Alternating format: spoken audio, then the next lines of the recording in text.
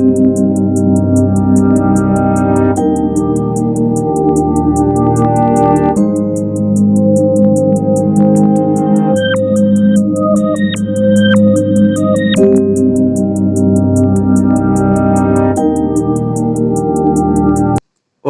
चिड़िया बहता पानी, उड़ती चिड़िया बहता पानी, इनकी कहानी किसी ने न जानी।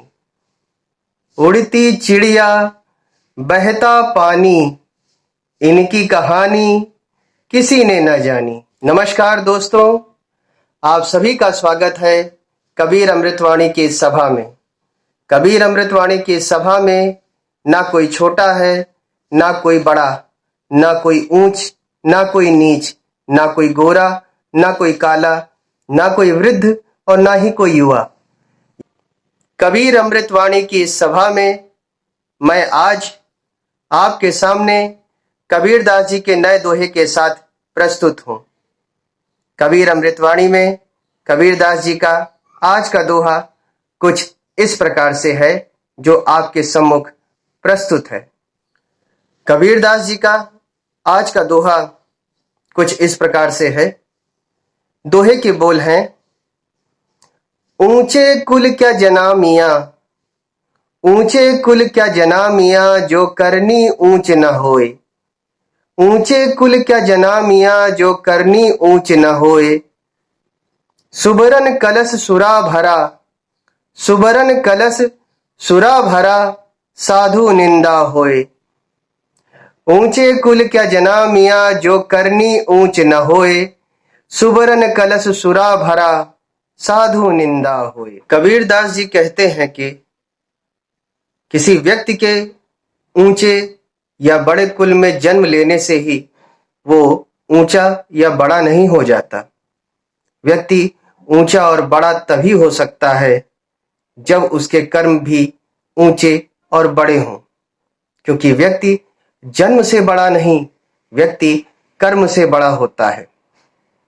जिस प्रकार सोने के कलश में अगर सुरा यानी शराब भरी हुई है तो उसकी बुराई सभी लोग करेंगे, कोई भी व्यक्ति उसकी प्रशंसा नहीं करेगा। हर इंसान, मानव या फिर व्यक्ति कहिए, सभी ईश्वर का स्वरूप है। हम सभी के अंदर उस परम ज्योति का अंश विद्यमान है। हम सभी का कुल उस परम ज्योति का कुल है जो बहुत ही ऊंचा है।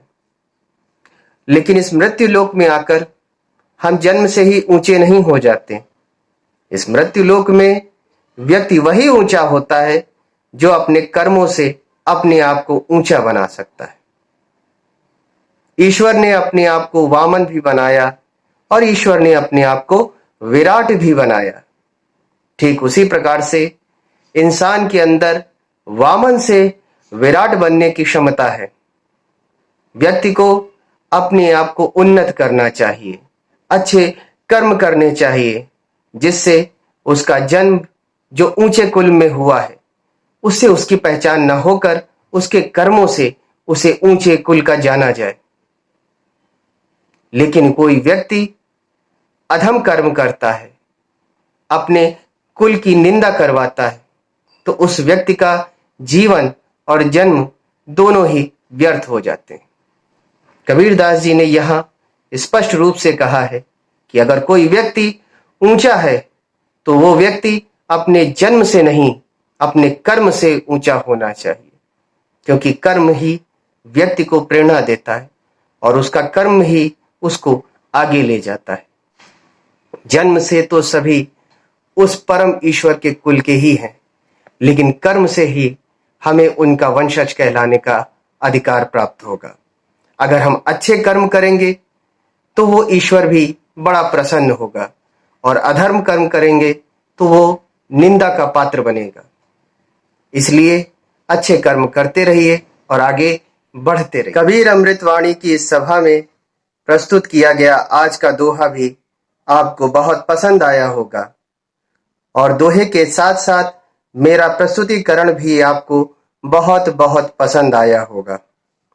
इसी आशा के साथ मैं सभा का समापन करता हूँ। जय कबीर प्रणाम, जय कबीर प्रणाम। धन्यवाद, धन्यवाद और आपका बहुत बहुत धन्यवाद।